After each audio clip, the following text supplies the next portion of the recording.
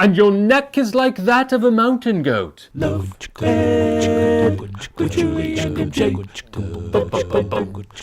A lot of people feel like the Bible portrays sex as bad. But the Apostle Paul, who considered his single and celibate life a gift, actually encouraged sex. True story, and we're going to talk about that today as we continue our current series, Premarital Sex in the Scriptures on Love Ed with Julie and MJ. The reality is the Bible has a lot to say about sexual immorality. None of it very good, by the way.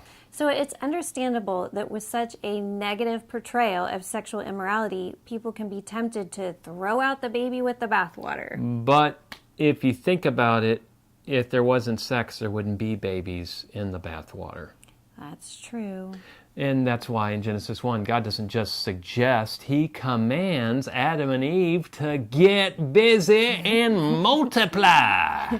Well, not quite like that, but yes. And then you have the Song of Solomon, an entire book dedicated to romantic sexual love. Now, granted, it is worded rather funny. Your lips are like a lilac bush. And your neck is like that of a mountain goat.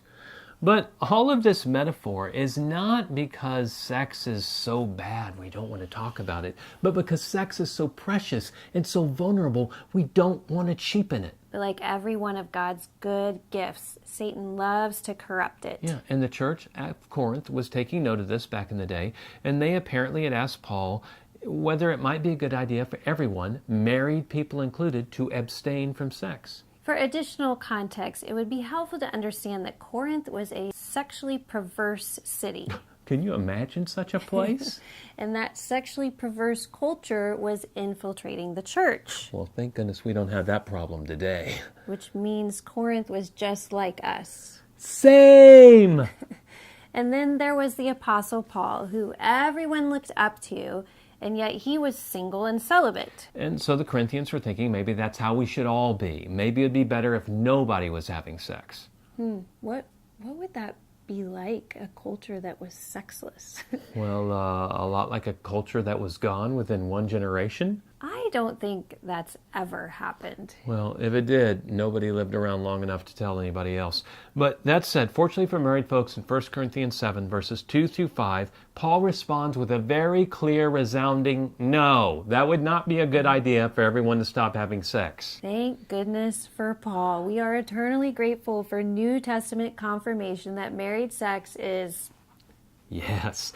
That said, after clarifying that married couples should most definitely continue to have sex, Paul also affirms his own sexual status of choice, which was abstinence, in a powerful way by saying in verse 6. Now, as a concession, not a command, I say this. I wish that all were as I myself am, but each has his own gift of God, one of one kind and one of another. In other words, if you were unmarried and sexually self-controlled, Paul thinks it would be awesome if you just stayed that way, just like he was. He even calls his celibate status a gift. Now, our culture may not view celibacy as a gift, but the Apostle Paul considered lifelong abstinence in singleness every bit as precious and honorable as sexual intimacy in marriage. Both very different gifts, both very good. So while the Corinthians were thinking abstinence was the goal, Paul clarified the goal is not abstinence, but holiness. And as Paul stated, holiness calls for singles to be celibate. That is to abstain from sex outside of marriage, while it calls for married people to be monogamous, which means to enjoy sex with only their spouse and no one else. Either way, everyone is called to save sex for marriage. However, though Paul calls lifelong celibacy a gift, we hear tell that many singles out there think of it more like a white elephant gift they would like to exchange quickly. And Paul figured most of the singles back in his day felt the same way. Which is why he then addresses that group directly in verses 8 and 9.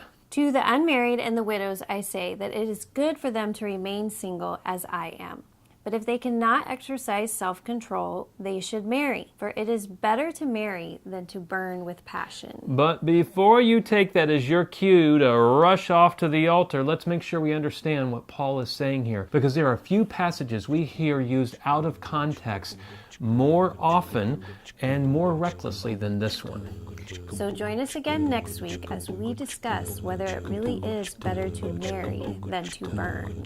On Love Ed with Julie and MJ. Love Ed with Julie and MJ.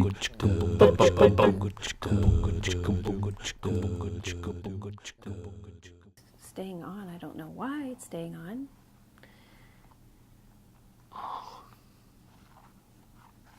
You bore me. Oh, I'm sorry. You went.